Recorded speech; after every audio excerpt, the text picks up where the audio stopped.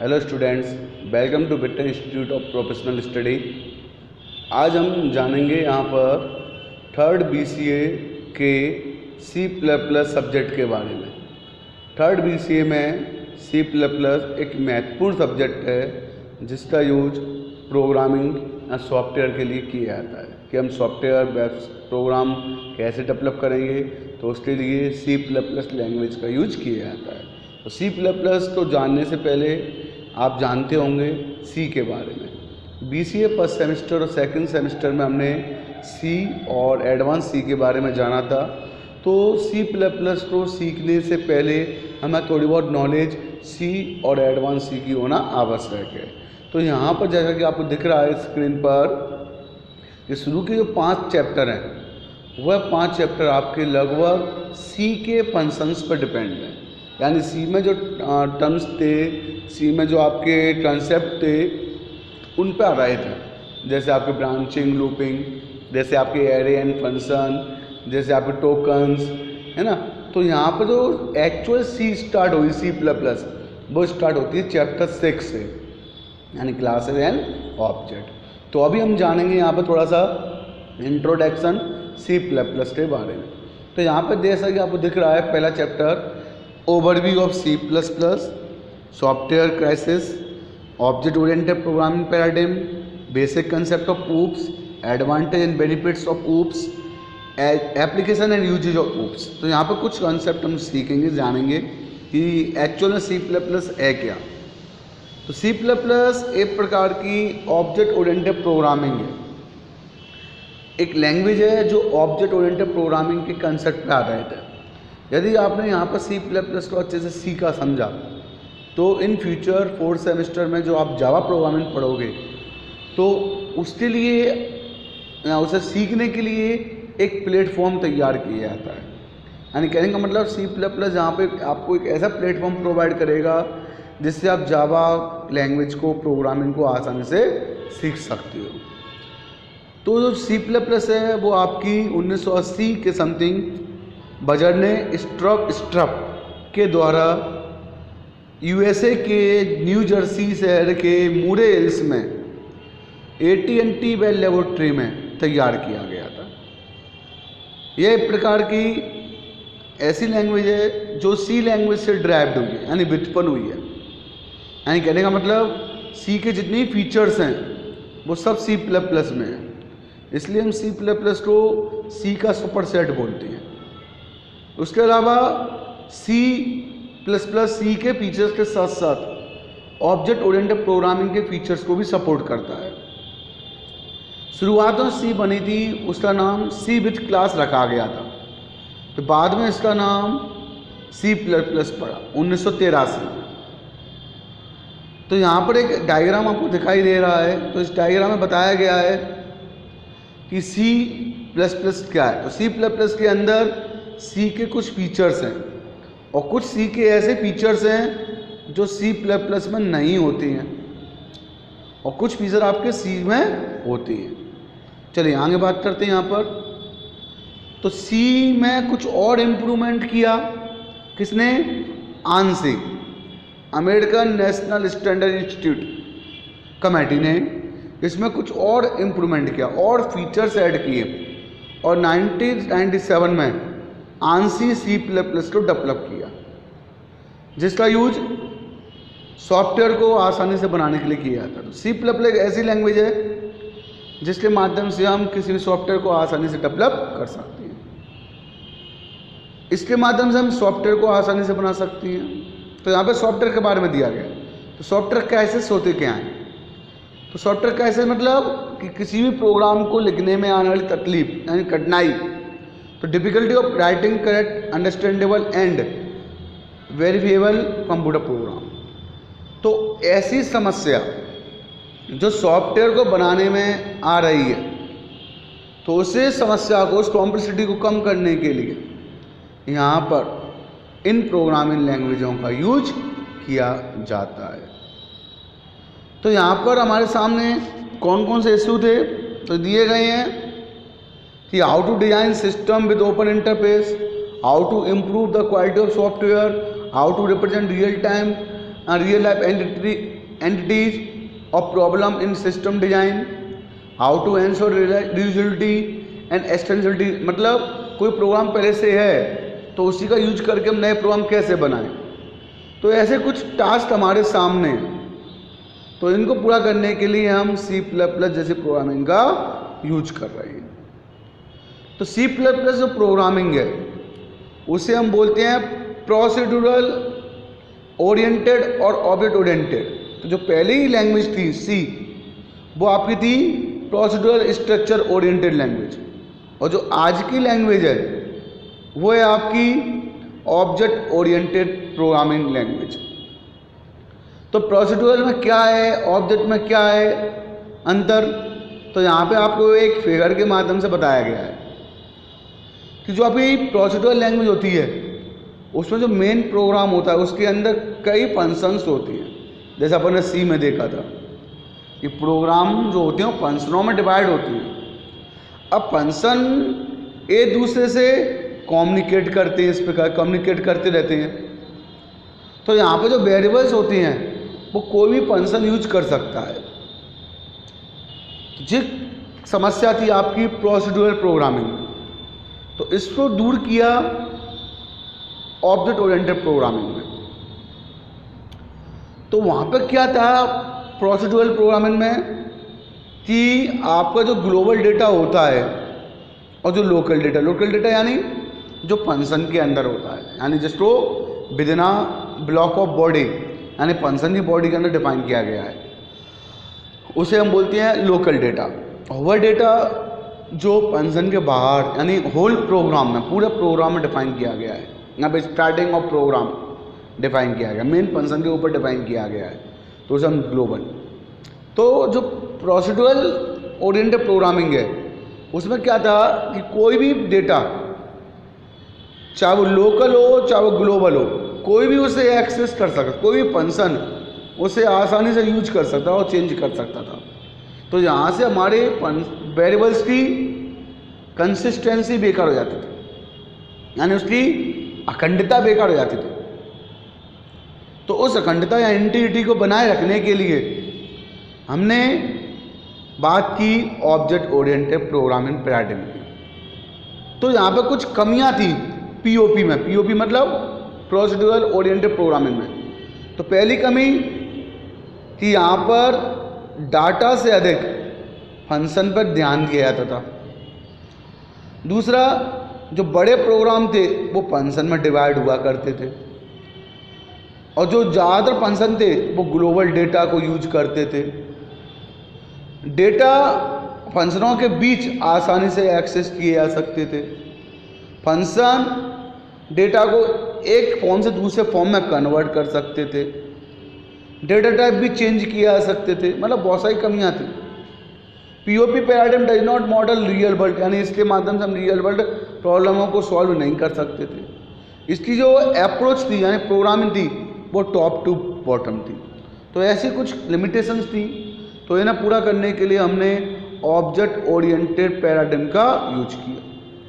तो object oriented paradigm में क्या होता है कि आपके जो वेरिएबल्स होते हैं, जो डाटा होता है, वो जिस फंक्शन के लिए है सिर्फ वही फंक्शन उसे यूज कर सकता है।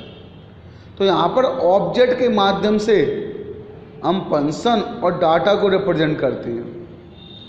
तो तीन ऑब्जेक्ट x, y, z, तीन अलग अलग डाटा इनके, और इन्हीं से रिलेटेड इनके फंक्शन।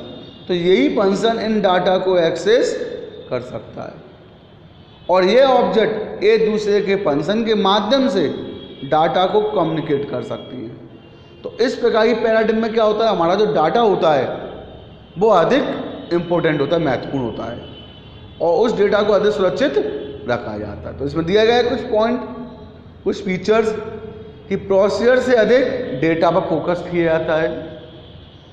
प्रोग्राम ऑब्जेक्ट में डिवाइड होते हैं, उसमें फंक्शन में डिवाइड होते हैं, यहाँ ऑब्जेक्ट में डिवाइड होती हैं।